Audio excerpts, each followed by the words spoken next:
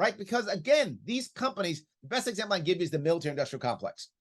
Does the military industrial complex want to bomb people overseas? No, they want to sell weapon systems. That's all they want. In fact, they don't want to sell weapon systems. They want to sell high-tech stuff with high margins. That's what they actually want to do. So if we can provide another way of them selling high-tech stuff with high margins, they would do so. They actually don't care. And you might go, that's horrible, Larry. Yes, and that's the world we live in now, and probably will in for many years. So we must change the environment so they can do what they're going to do while doing good. Yeah, there's a philosophical question in there, because I follow the logic of everything you're saying. I think you're right. If the military complex, these companies could sell ice cream cones at the same margin they could sell weapon systems, 100%. They would do it, because that's 100%. Fine. Yep. But there's a philosophical question. I'm curious if you thought about it, what you think about it, where you're right, it holds on the surface level, but underneath that, if money, greed, some people would say profit is always the underlying driver.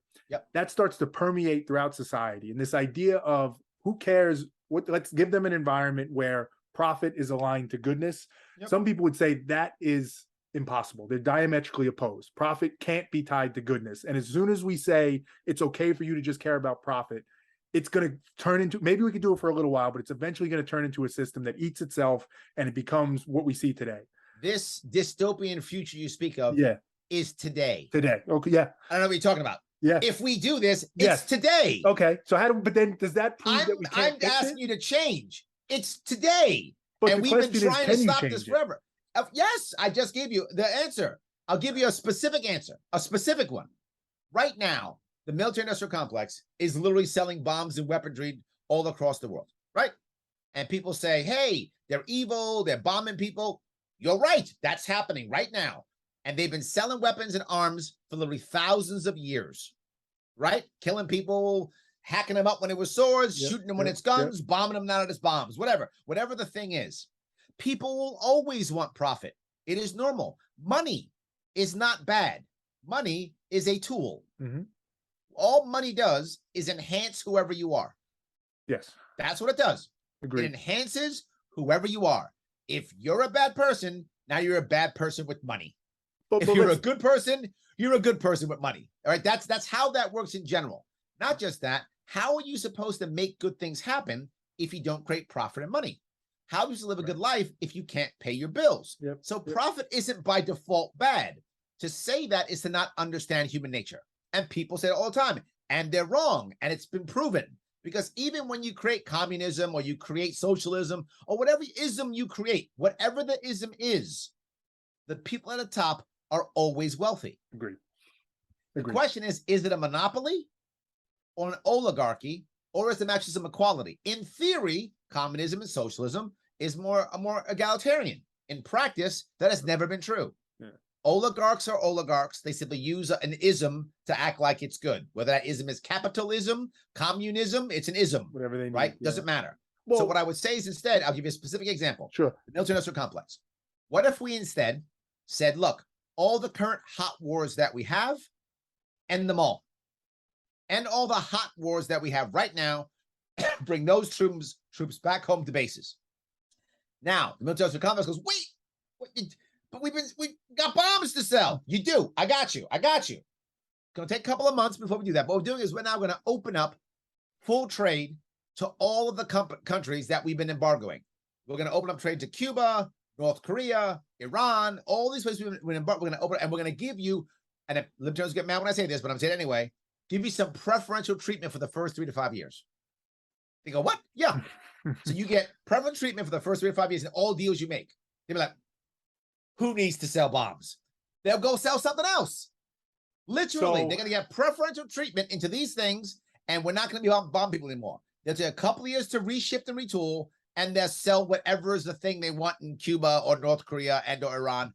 I don't know what they want, but I'm sure these people will find out very quickly. Well, and they'll go there and they'll sell it. Let's take that, because I think this is super interesting. And I think this is what we were talking about before the show. It's having conversations like this where we openly explore and just see where it goes versus having an agenda and all that other bullshit. So this is good. So let's stick with the hypothetical. Let's say you do that and they decide, we said it before, it's stupid, but let's go with it. Ice cream, right? Let's say Iran desperately wants ice cream and these companies realize, well, I could do it. Yep. The point I was making before about money, profit, and again, I'm not saying it's right. Let's explore it though. is that what somebody could see happening is, okay, now they start selling ice cream to Iran because Yep. they say we can get just as much profit. It's all good.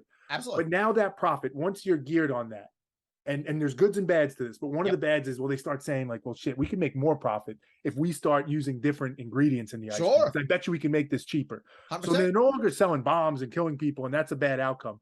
But they'll find another bad outcome that allows them to maximize that profit, and that's the You cycle mean that what's can never be happening right broken. now in America? Sure. Yeah, yeah, yeah.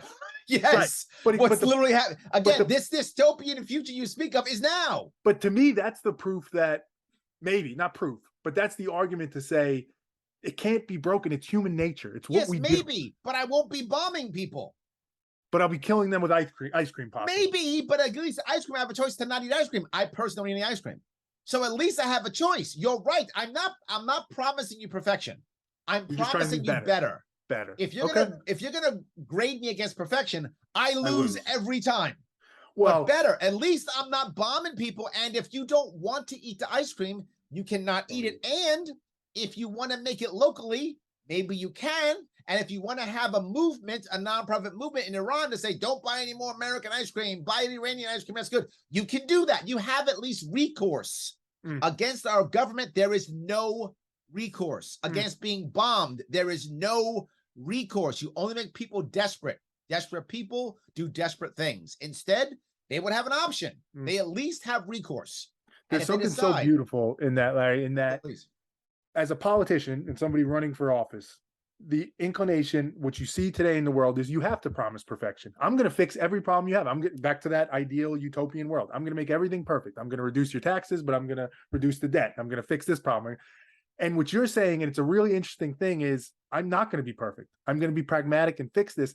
And there's an interesting question in that of like, there's obviously a deep logic to that, and a lot of people should value it, but a lot of people will look at that and be like, he's already admitting he can't fix the problem. I'm going to go with this other person who's promising me the world that they're going to fix it.